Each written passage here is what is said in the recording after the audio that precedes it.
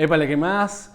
Bienvenidos, bienvenidas a este video. Gracias por acompañarme ahora. En el video de hoy quiero puntualizar un poco sobre la gerencia pública. Tengo otros videos en los que he hablado, si se quiere, desde un punto de vista más teórico, hablando sobre la justificación de la existencia del Estado, hablando sobre las formas de actuación de los gobiernos, sobre lo que es o lo que debe ser a lo mejor el Estado, pero en esto quiero puntualizar en el marco de la gerencia del sector público, efectivamente, ¿qué es la gerencia pública? Y a eso yo los invito al análisis inicial de pensar cuáles son las preconcepciones, cuáles son los prejuicios con los que llegan a este video, qué es lo que traen en la maleta, qué es lo que piensan sobre la gerencia pública, qué es lo que se nos ocurre, qué es, y también, si decimos gerencia pública, es posiblemente se nos venga directamente la comparación a la cabeza de gerencia pública, gerencia privada. En ese sentido, ¿qué piensan?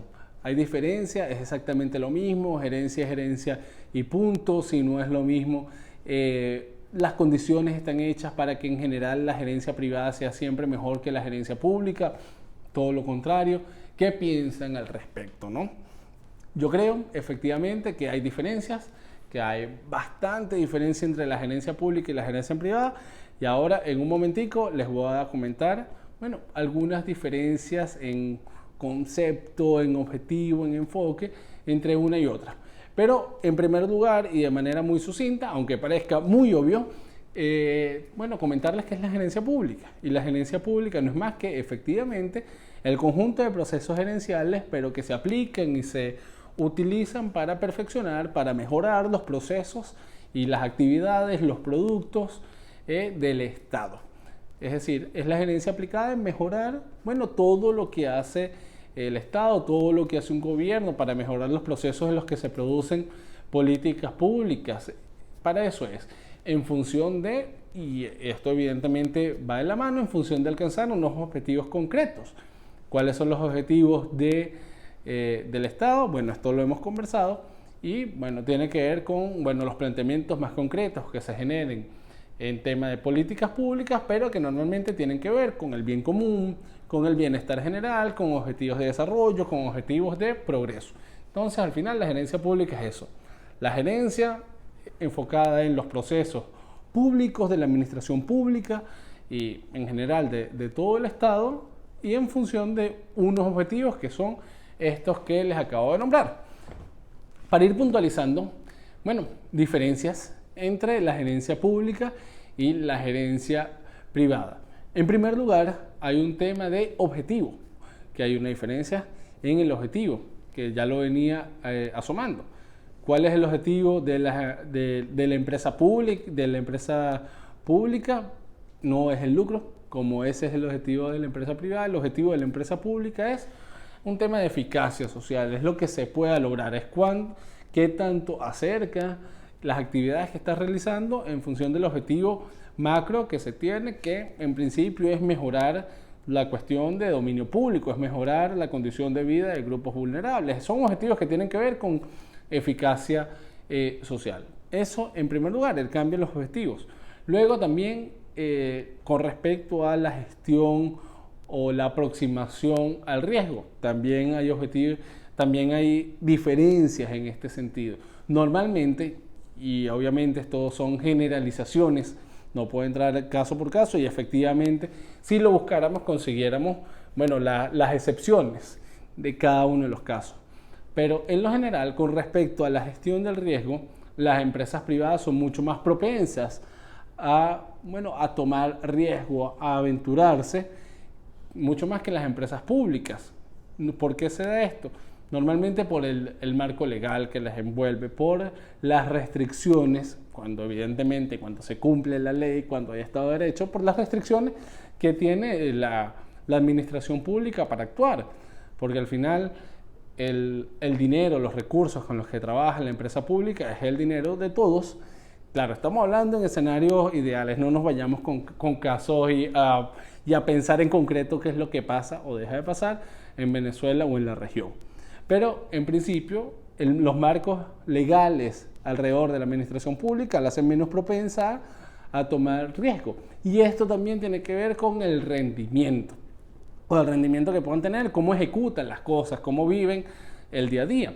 La empresa privada, a pesar de que efectivamente tiene sus metas, sus indicadores, sus estrategias y su planificación, es mucho más fácil dentro de la empresa privada cambiar, flexibilizar, innovar, cambiar procesos en función de la que vaya demandando el mercado de una manera bastante ágil. Una decisión ejecutiva, un análisis de riesgos, una replanificación estratégica y bueno, cambiaron procesos.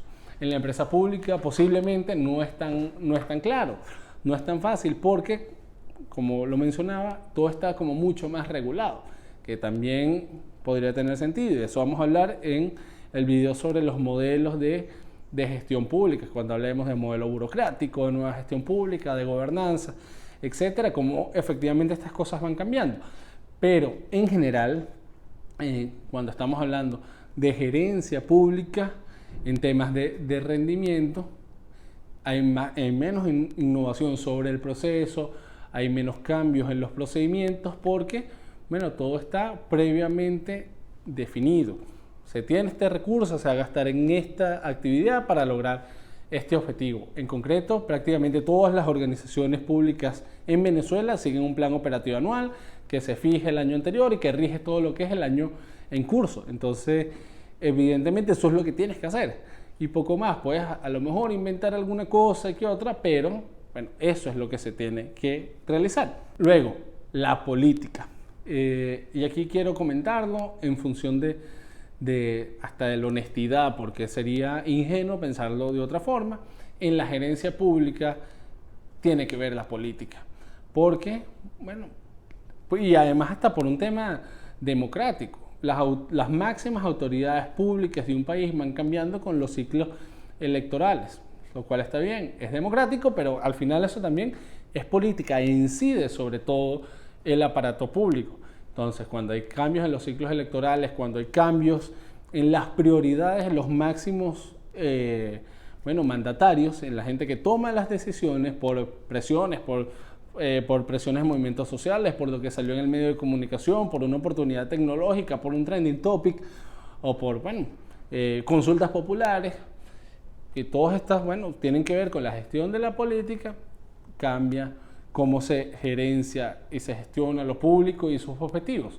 Entonces, pensar que la gerencia pública puede ser, por lo menos en la región, una cuestión absolutamente inmune a los procesos políticos sería prácticamente una ingenuidad. Esto no es el caso de la empresa privada, que trabaja en función de de un marco, y en general se pide y es casi que una demanda de un mercado que funcione bien, una demanda que se tiene para que se puedan tener inversiones en un país, es que haya estabilidad, que haya la menor cantidad de cambios posibles, que haya reglas de juego claras para las empresas privadas y que no haya demasiada alteración en el contexto político para que los inversores realicen sus inversiones, se monten las empresas, se contrate un personal y se generen los procesos positivos que tiene efectivamente el mercado. También otra de las diferencias importantes tiene que ver con el tema laboral, que es clave, que se lleve un buen espacio dentro de lo que es la gerencia. En el mundo de lo público hay bastante más estabilidad laboral. Insisto, ya va, paréntesis. Esto hablando en el plano inclusive teórico, que va cambiando también de país en país, pero esto en general es así, sobre todo cuando se respeta el Estado de Derecho y cuando las regulaciones o el Estado en sí mismo es más fuerte que los partidos o las pretensiones políticas particulares de un grupo que a lo mejor puede cooptar partes del Estado. Entonces, en este plano, haciendo esta salvedad, cierro el paréntesis, efectivamente dentro del mundo de lo público hay más estabilidad laboral que dentro del mundo de lo privado. Normalmente son regulaciones inclusive diferentes. Y por último, que tiene que ver, y con esto prácticamente vuelvo al principio, que está relacionado con el objetivo, pues cuál es el ethos, cuál es la motivación. Bueno, la motivación de la empresa privada ya está muy bien y puede haber otras, pero fundamentalmente, y esto no tiene ningún carácter peyorativo, al contrario, prácticamente positivo, es, generar dinero, está bien, pero esa es la motivación, insisto, ¿sí? Muy positivo. En cambio, en el mundo de lo público la motivación es otra. ¿Cuál es la motivación en el mundo de lo público? Bueno, alcanzar objetivos de desarrollo, alcanzar, bueno, objetivos de progreso, alcanzar objetivos que tienen que ver con un rendimiento social. Y con esto cierro algunas de las diferencias entre lo público y lo privado. Entonces, en función de todo esto, ¿qué busca la gerencia pública y que tiene relación con esos objetivos? Generar valor público, generar algo adicional, que esos procesos le dejen algo a la sociedad, y eso tiene que estar bastante claro. ¿Y cuáles son los requerimientos que se tienen para que se puedan ejecutar estas cosas, para que se puedan hacer políticas públicas? Yo te los resumiría posiblemente en cuatro características. Legitimidad. Esto evidentemente en un plano donde, en planos democráticos y estados más estables, requiere la capacidad técnica y de recursos. Esto quiere decir tiempo, dinero, conocimiento, tecnología para hacer lo que se quiere realizar. Igualmente requiere generar valor público que tiene relación con la legitimidad. Y por último, que insisto, yo creo en la gerencia pública real, sobre todo cuando lo estoy tratando de enseñar, que es que esto tiene que generar rentabilidad política. Normalmente, y se compara, ¿no? Si estás gerenciando a lo mejor una empresa pública o hay competencias entre las administraciones públicas, posiblemente se le va a dar prioridad presupuestaria. Si se logran los mismos objetivos sociales, gastando básicamente el mismo nivel de presupuesto, pero una genera un costo político para el que está, para la máxima autoridad, para el que fue electo, y otra genera un beneficio político, posiblemente los recursos fluyan hacia la que dé el beneficio político. Y eso es la realpolitik, que tiene que ver con la gerencia pública. Entonces hay que tratar de generar, ese equilibrio entre lo técnico y lo político. Pero estudiar gerencia pública pensando exclusivamente en lo político te puede volver un demagogo que no resuelva los problemas de la gente, sino que genere otro tipo de modelos viciados. Pero lo contrario de pensar en la gerencia pública exclusivamente en función de aspectos técnicos sin analizar las variables políticas, posiblemente tampoco conduzca a éxitos sostenidos. Con respecto a la gerencia pública, y con esto voy a ir concluyendo con respecto y mencionando algunos de los retos que tiene la gerencia pública hoy. Comienzo diciendo que la gerencia pública tiene, retos inmensos en función de los escenarios cambiantes. Y en esto tiene que ver con las necesidades de la gente que son cambiantes. Inclusive a nivel, y lo vemos en algo muy claro, por ejemplo, tecnología. Eso va creciendo, va modificándose, va innovando excesivamente rápido y hay cambios en la tecnología. Tú esperas también que los gobiernos avancen contigo.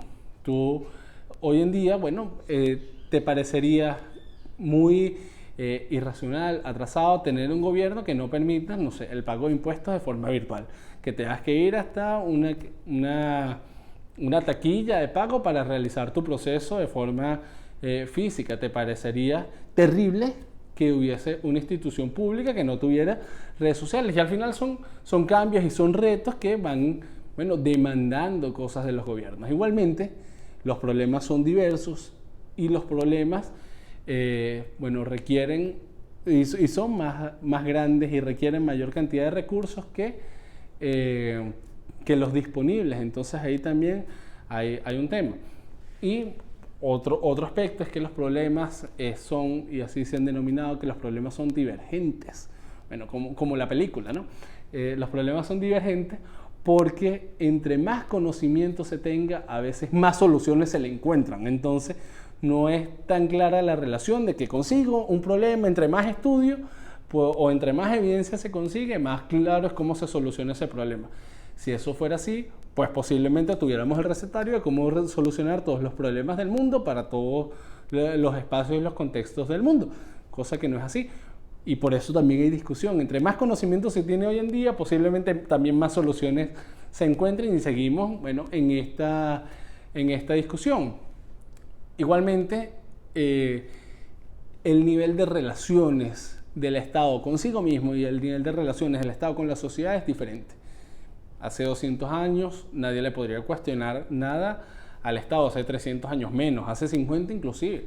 Pero la supremacía o el poder del Estado sobre la sociedad a nivel de mandato es un poco menos fuerte de lo que en su momento, y eso se ve desde el punto de vista inclusive positivo, que es que para el diseño de políticas públicas en estrategias de gobernanza tú involucras a otros actores, no solo en el diseño o ni siquiera solo en la evaluación, sino en la implementación de las políticas públicas.